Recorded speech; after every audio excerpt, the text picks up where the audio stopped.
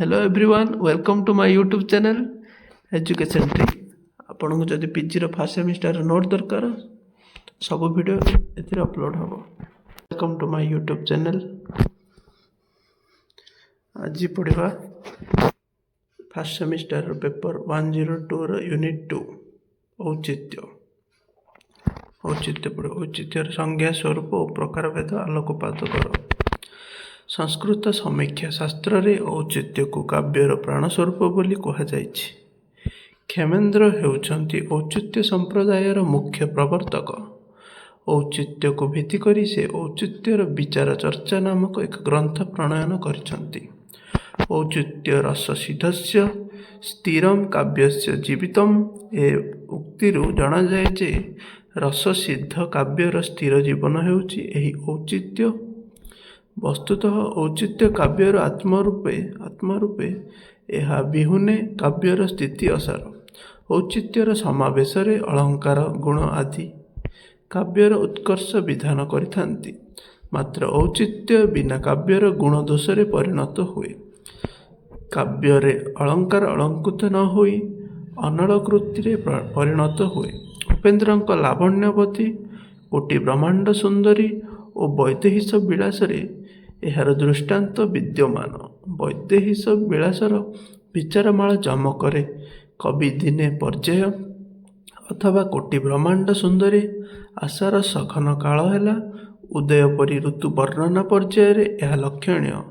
एणु क्षेमेन्द्र तांको औचित्य विचार चर्चारे कहिसंती उचित स्थान विन्यास व्यतीत अलंकार अथवा गुणर कौनसी मूल्य नहीं। अलंकार और गुण जदि औचित्य युक्त हुअन्ति तेबे अलंकार अलंकार रूपे और गुण गुण रूपे सार्थ।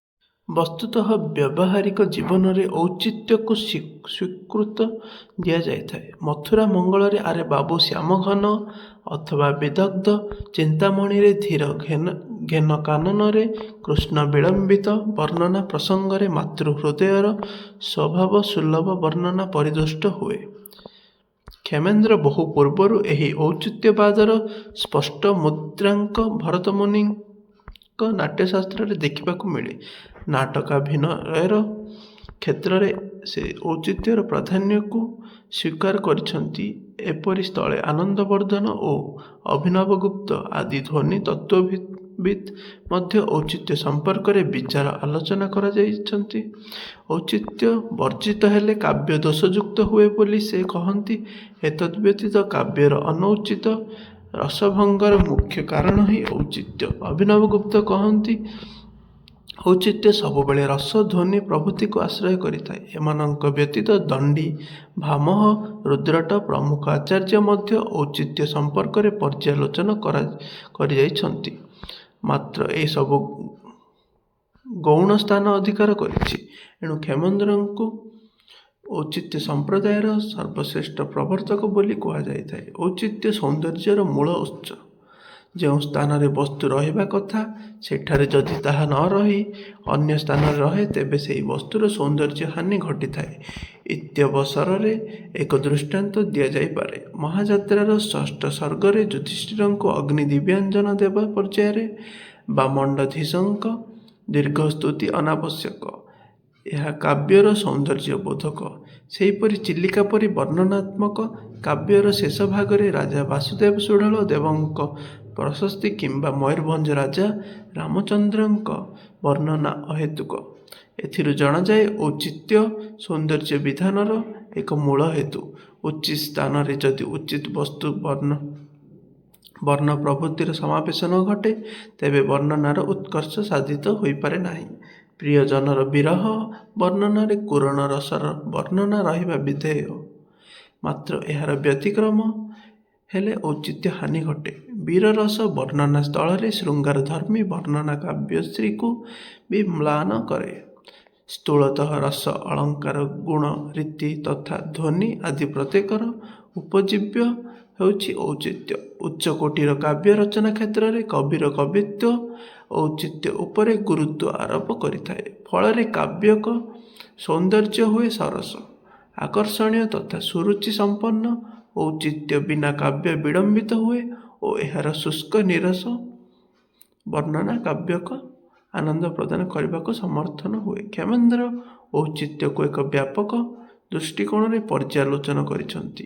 ଏହାର ପରିସର ସୁବିସ୍ତୃତ, ତଥାପି ବ୍ୟବହାରର ସୁବିଧା ପାଇଁ କ୍ଷେମେନ୍ଦ୍ର ଏହାକୁ 37 ବିଭାଗରେ ବିଭକ୍ତ କରିଛନ୍ତି। ତହିଁରୁ ମୁଖ୍ୟ କେତୋଟି ଦୃଷ୍ଟାନ୍ତ ନିମ୍ନରେ ଦିଆଗଲା। ପଦୋଚିତ କାବ୍ୟରେ ଶବ୍ଦର ଉପଯୁକ୍ତ ପ୍ରୟୋଗ ଓ ବସାଣକୁ ପଦୋଚିତ କୁହାଯାଏ। ପଦ ପ୍ରସଙ୍ଗାଶ୍ରୟୀ ହେବା ସହିତ ତାହା ରସଦୀପ୍ତ ହେବା ବିଧେୟ।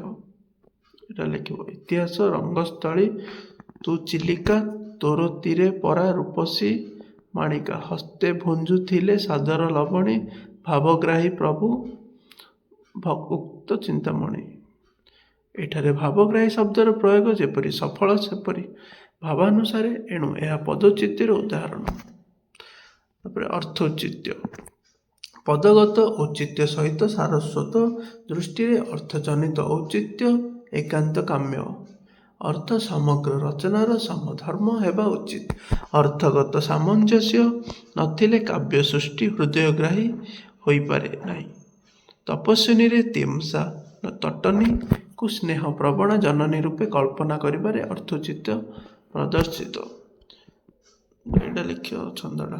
ବହୁଦିନ ତାପରେ ବହୁଦିନ ପରେ ମା ପରିତ୍ୟକ୍ତା ଝିଅକୁ ଦେଖିବାରେ ଯେଉଁ ଉତ୍ସାହ, ଯେଉଁ ଆନନ୍ଦ, ସ୍ନାନରତା ସୀତାଙ୍କୁ ଦେଖିବାରେ ତମସାଠାରେ ସେହିପରି ଏକ ପରିବେଶ ସୃଷ୍ଟି କରାଯାଇଛି। ଅଳଙ୍କାରୋଚିତ୍ୟ। ତାପରେ ଆସିଲା ଅଳଙ୍କାରୋଚିତ୍ୟ। ଅର୍ଥ ଓ ରସ ଅନୁସାରେ ଶବ୍ଦାଳଙ୍କାର ଅଥବା ଅର୍ଥାଳଙ୍କାର ବିନ୍ୟାସକୁ ଅଳଙ୍କାରୋଚିତ୍ୟ କହନ୍ତି। କେ ବୋଲେ କାଳୀ କୁଣ୍ଡଳୀ ପ୍ରାୟେ, କଳା ନାଗକୁ କରିଛ ଭୟେ, ବିଜୁଳି କପଟରେ ଅନାଥ ରସନା ଚାଳଏ, କାମ ଜାଙ୍ଗଳି ଦେବାରୁ ଚାଳି ଆସୁଛି ମହାପ୍ରଖରେ, ବିଷ ଦୃଷ୍ଟିରେ ଦେଉଛି ଜାଳି ଅତି ପ୍ରବଳେ ଇଏ। କେ ବୋଲଇ ଏ କାଳ ପରାଏ ହେ, କାଳ କାଳିକା ଅଙ୍ଗେ କରାଇ ଭୟ ହେ। ଏଠାରେ କ, ନ ପ୍ରଭୃତି ଅନୁପ୍ରାସ ଓ ଉପମା ରୂପ ଆଦି ଅଳଙ୍କାରର ସମାବେଶରେ ମେଘର କାଳୋଦ୍ଦୀପକ ବର୍ଣ୍ଣନା ଦେଇ ଶୃଙ୍ଗାର ରସର ଅବତାରଣା କରାଯାଇଛି। ରସୌଚିତ୍ୟ। ଔଚିତ୍ୟ ରସର ମୂଳ ଉପାଦାନ କହିଲେ ଚଳେ। ବିଭାବ ଅନୁଭାବର ଯଥାଯଥ ବିନ୍ୟାସ ବ୍ୟତିରେକ ରସର ପରିପ୍ରକାଶ ସମ୍ଭବ ନୁହେଁ। ଛନ୍ଦଟା ଲେଖିବ। ରସ କଲନ।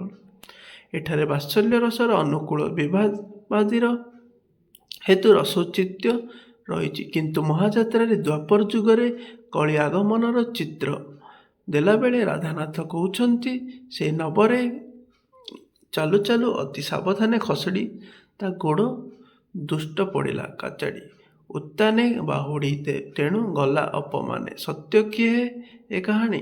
କଳିର ଆଗମନ ପର ପର୍ଯ୍ୟାୟରେ ହଠାତ୍ ମୟୂରଭଞ୍ଜାଧିପ ରାମଚନ୍ଦ୍ର ଦେବଙ୍କ ଦାନୀପଣରେ ସୂଚନା ଦେବା ଦ୍ୱାରା ରସୌଚିତ୍ୟ ବ୍ୟାହତ ହୋଇଛି। ଏ ରୂପେ ବିଚାର କଲେ ଔଚିତ୍ୟ କହିଲେ ରଚନାର ଯଥାଯଥ ଶିଳ୍ପାନୁସାରୀ ପରିମିତ ବର୍ଣ୍ଣନା ବୁଝାଇଥାଏ। ଅନାବଶ୍ୟକ ବର୍ଣ୍ଣନା ଶିଳ୍ପରୀତିରେ ପରିପନ୍ଥୀ। ଔଚିତ୍ୟ ବିଚାର କ୍ଷେତ୍ରରେ ଶିଳ୍ପରୀତିର ଯଥାଯଥ ବିନ୍ୟାସ ପ୍ରତି କ୍ଷେମେନ୍ଦ୍ର ଅଧିକ ଦୃଷ୍ଟି ଦେଇଛନ୍ତି।